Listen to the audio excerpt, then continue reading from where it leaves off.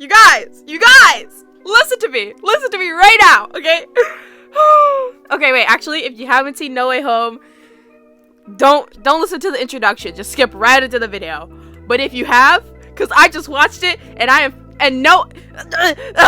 haven't been able to really talk about it, so I'm gonna talk about it with you guys, because I'm just, it's so good, it was so good, okay, if you haven't seen it, are they gone? They're gone? Okay, you guys, I love that movie so much. It is my new favorite Spider-Man movie.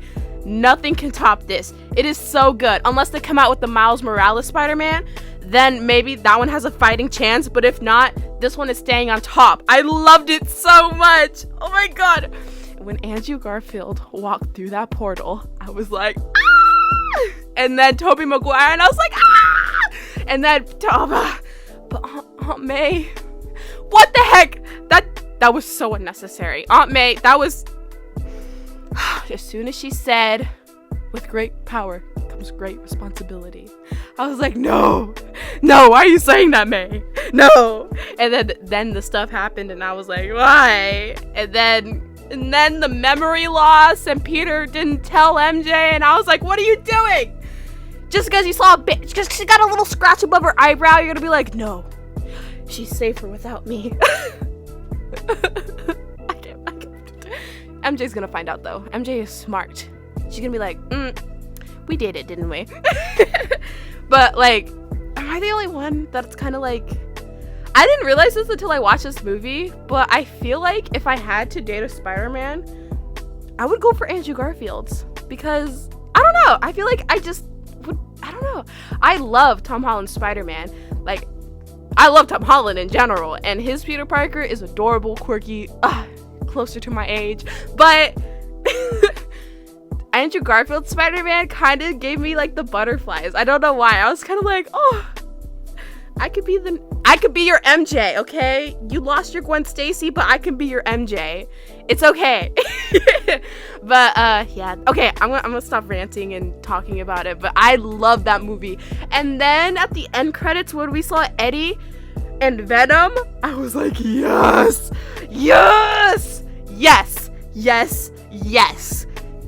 exclamation mark, yes.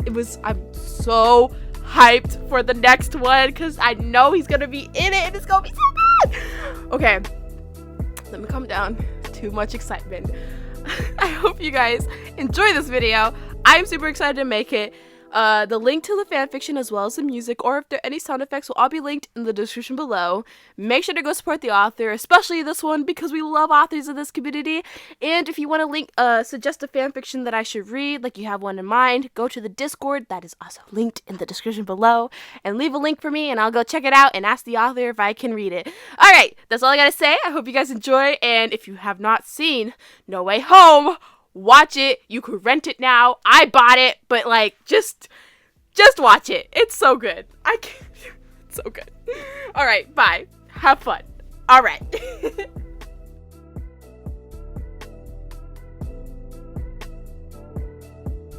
Peter had read through the letter in its entirety a moment later and was looking at his friend with eyes as white as her own. You have to say yes. Shay looked at him. You think so? She took the letter and looked down at the words on it. She scanned through the formalities until she found the sentence she had been looking for. On behalf of Stark Industries, we would like to offer you an internship on the grounds of outstanding academic and behavioral performance. What's that supposed to mean? She asked, pointing to the phrase and showing it to her friend. Nothing we didn't already know, Peter responded with a small shrug. He grinned at her. You're just a really smart, really great person, Shay. The girl flushed a bit at his words before looking at the end of the letter. Please inform us of your decision by September 10th. Thank you. Pepper Potts, CEO of Stark Industries. Tony Stark, Iron Man. Their signatures were below their names, written on a line. The teenager furrowed her eyebrows. You think these signatures are real? She asked as she peered at them, both the large loopy and small scrawled letters that made up the billionaires, as well as the neat curved ones that formed the businesswoman's own. Probably not, Peter said, moving closer and looking at them as well. I don't see why they'd sign an offer letter for an intern personally. even if you are a high schooler. Shay bit her lip before shrugging. She put the letter down on the table and took a seat in one of the 2 folding chairs at it. Peter took the other one a moment later, sitting across from her and placing his head on the table so that she was sideways. "Hey," Peter said, cutting through the girl's thoughts. "What do you think you're gonna do?" Shay chewed even harder down on her lower lip, something Peter now realized was a habit of hers, before saying, "What do you think I should do?" Peter didn't think twice about his answer. "Take the offer." Shay was silent for a moment before she spoke. "Alice, can you write up an email?" "You know I can, Shay." The AI's British voice responded. "What's the address?" The teen read off the email address written on the bottom of the letter. "Done," Alice said. "Subject line?" Internship. "What do you want the body of the email to say?" Alice asked. The television screen popped to life. The screen was static for a moment before switching to what looked like an email that was being formulated. As Shay had asked, the subject line already said internship. Dear people at Stark Industries, the girl began, tapping her foot as she thought and watched the words appear on the email on the screen. Regarding the offer of an internship that you extended towards me, I would like to say, yes. Sincerely, Shay Lane. "Doesn't seem very professional," Alice said as she wrote the email. One could hear the hint of amusement in her voice. "What do you think, Pete?" Peter looked at the email before saying, "Seems like something Mr. Stark would enjoy. Straight in, to the point." Shay grinned. "We're going with it then. Send it, Al." Alice complied, and a moment later the email was sent and the screen went dark again. "All done," Shay exclaimed, throwing her hands in the air. She glanced at her friend. "You sure that was a good idea?" "Totally." Peter nodded. A lopsided smile appeared on his face. "If homecoming goes correctly, now we can both have a weird relationship with Mr. Stark." Shay laughed before the sound died in her throat. She furrowed her eyebrows and frowned. There was a silence for a moment before she asked quietly, "Do you miss him sometimes?" Peter looked troubled for a moment, and when she met his eyes, she saw the twinge of pain in them before he could hide it. But the boy spoke a moment later anyway, his voice a bit strained as he did. Yeah, I guess I do." Peter sighed and ran a hand through the curls on his head. "I've been so caught up in everything that I didn't really think about it. For a few weeks in the beginning, I was always getting my phone out after school to text Happy out of habit. But when I look at the messages, I remembered and put it away again." Shay nodded, and her eyes were trained on the ground when she said, Yeah, that happened to me too." "Is it bad then? That sometimes I forget that the first time around ever happened?" Peter asked desperately, falling back onto the couch and burying his face into his hands. "That sometimes I don't remember that I ever got close to the Tony Stark? That I ever went through these months without being friends with you? That you died?" "No," Shay said immediately. "No, that's not bad. Technically, that stuff never happened in the first place anyways." The girl was moving towards him a moment later and had taken a seat beside her friend. She leaned a bit against him and continued to speak. "Sometimes I forget what life was like before we became friends," she chuckled dryly. "It was lonely, I know, and definitely not as fun." Peter's lips cracked into a small smile. "Also," Shay continued, "it's been over half a year, Peter. It makes sense that you're getting used to this being life, that you're getting used to there not being any alternatives." Peter nodded and let out a small breath. He straightened his back out and leaned back against the couch cushion. His friend, her side still pressing a bit into him, moved as he did. They sat there in silence for what seemed like forever before Peter said, "Want to go for a swing?" Shay furrowed her eyebrows but nodded nonetheless. The teens were sitting on a tall building, not a skyscraper, but still pretty high up, a few minutes later, looking out at New York City. "I love this," Shay murmured as she let her legs dangle over the edge of the building. "It's so beautiful and peaceful," she sighed. "I don't know how to describe it." "Yeah," Peter whispered. "I don't know how often I see this, and it's just as amazing as the first time." The boy's mask was off as he looked out at the city. There was a quiet filled only by the sound of the city below them. Finally, Peter asked a question. "Shay," he spoke quietly, Do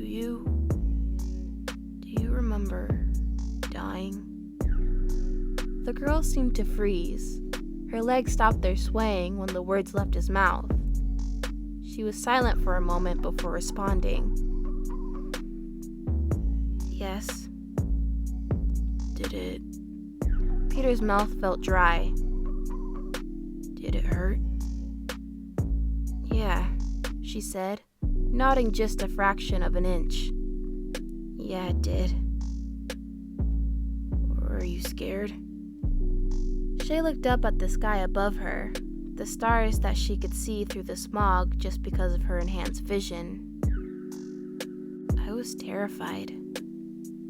I was absolutely terrified. Peter felt his face drain of color.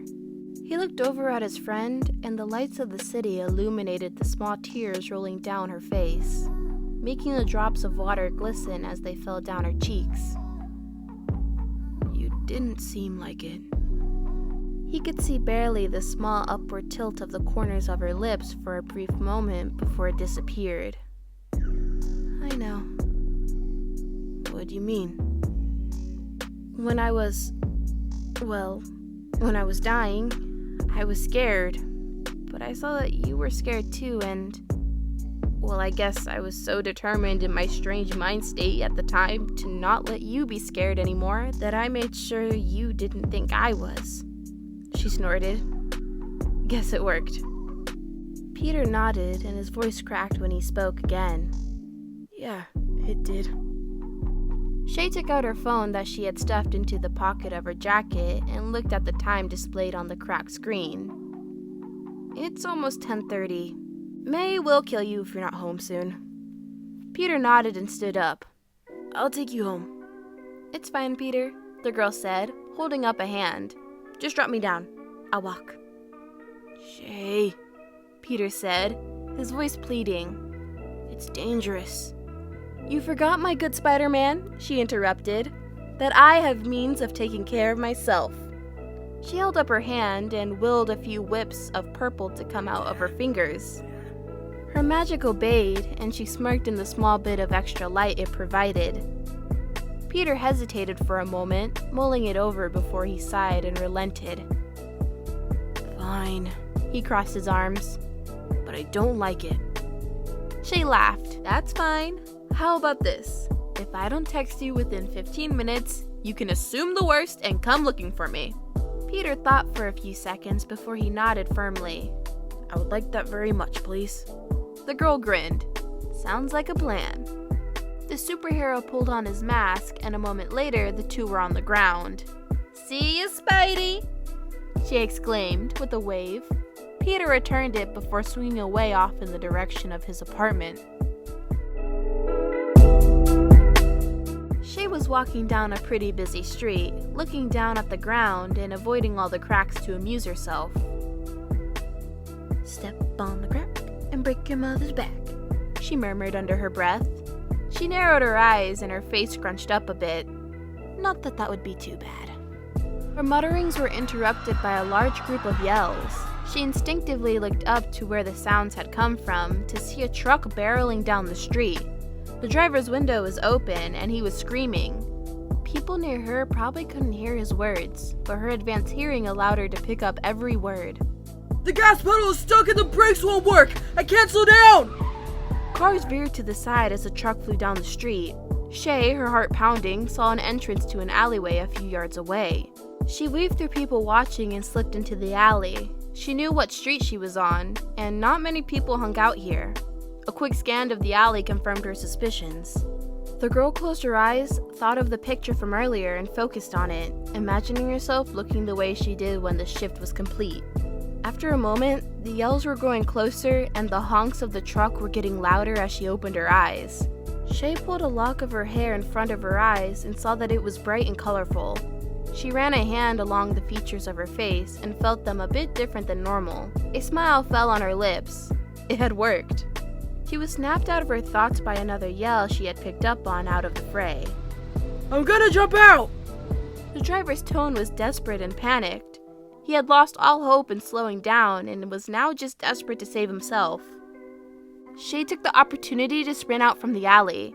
The truck was a few hundred feet away now, and she was near the end of the street.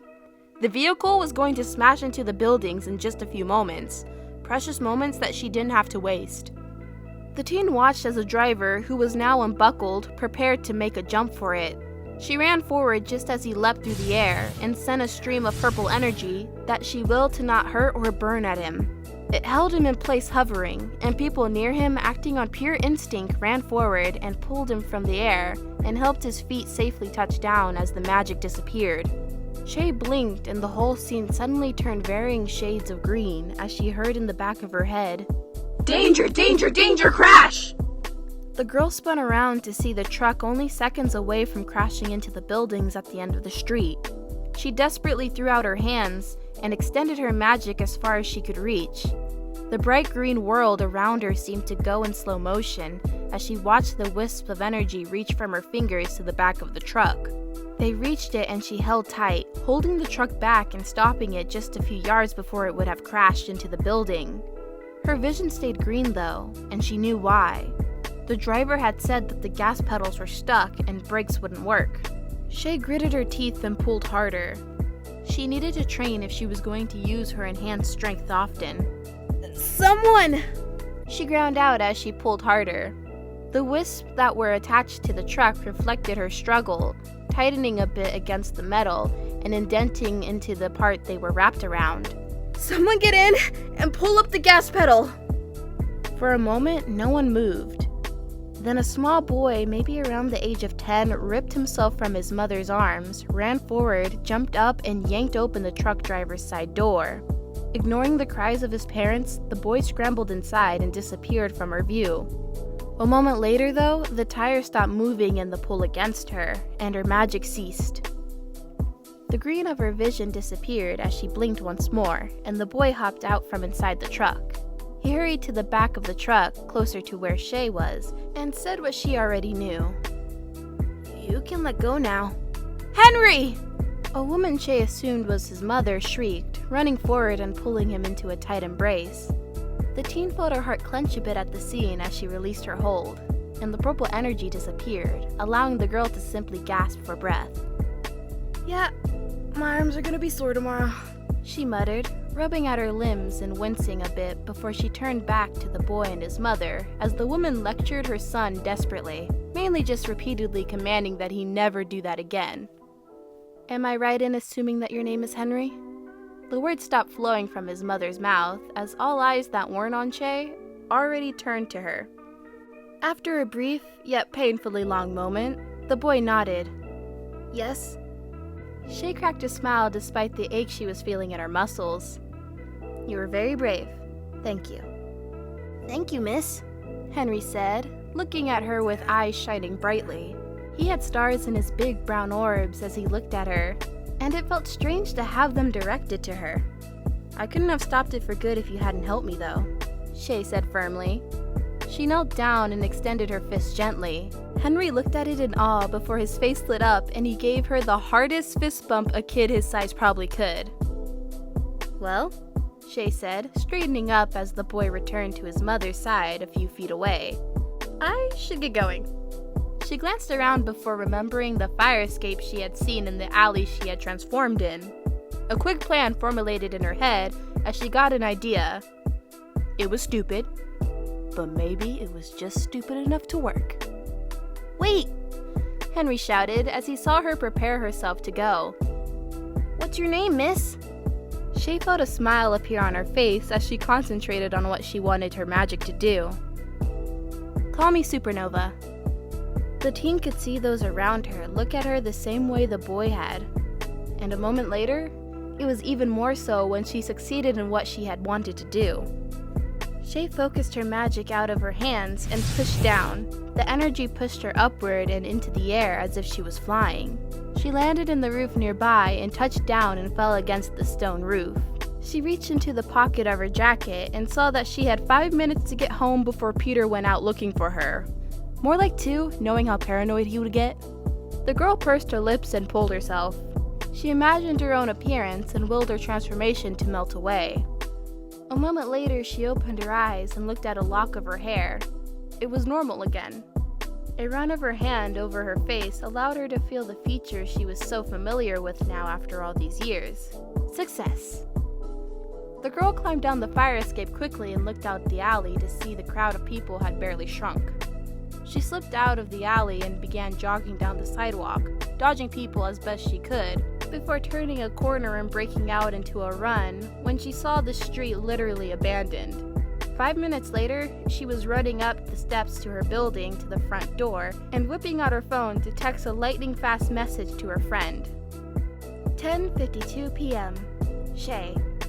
Got held back a bit. Back safe. Yeeters. Okay, thanks. Was suiting up when I got this. Shay. Yeah, don't do that. I'm good. Yeeters. Okay, see you tomorrow. Shay smiled in spite of herself as she pushed open the doors of her apartment building and entered. Hey, kid, Lob said from where he was standing at the vending machine. You're back late. Hanging with Peter and got held up on the walk home. The girl shrugged. I'm restocking the vending machine before heading off to bed, Lob said. Technically, my shift ended at 9, but the clock is broken, so here I am. The man said as he squeezed snacks into the machine with one hand. Lob had found many ways around his disability over the last few months, and now he worked as efficiently with a hand as he had without one. Why didn't Maria come get you? She worked late last night, so she went to bed early today, Lob explained. Speaking of, you should be in bed too. I know for a fact that it is a school night for you right now. Shay raised her hand in mock defense. I'm going. The elevator door opened a few seconds after she pressed them. As the girl entered the elevator, she heard Lob say, Night, Shay. Responding quickly, the teen called, Good night, Lob. She jammed the button 5 as the door closed and the rickety elevator began moving up. After a moment, she hopped out, slipping her key out of her jacket pocket and entering her apartment. Hey, Alice. Hello, Shay. Alice greeted warmly. Her tone grew more serious a moment later. You are home later than you should be. You need to go to sleep. I will, Shay said. She was reminded of her nightmares the moment she thought of sleeping, though. After a few Hamilton animatics. Turn on the TV, please? The screen didn't flick to life immediately, though. Shay? Alice said softly after a moment of silence. Please, go to sleep. Shay hesitated at the tone of her AI before she nodded slowly. Okay, I'll go to sleep. Alice sounded relieved when she spoke again. Thank you. The teen was in bed 10 minutes later, laying under the blanket from Mrs. Penn that she always saw on the mattress she slept on. Good night, Alice, Shay murmured as she turned over and closed her eyes. She was more drained than she had realized before now. Just before drifting off, Shay heard Alice's quite gentle response. Good night, Shay.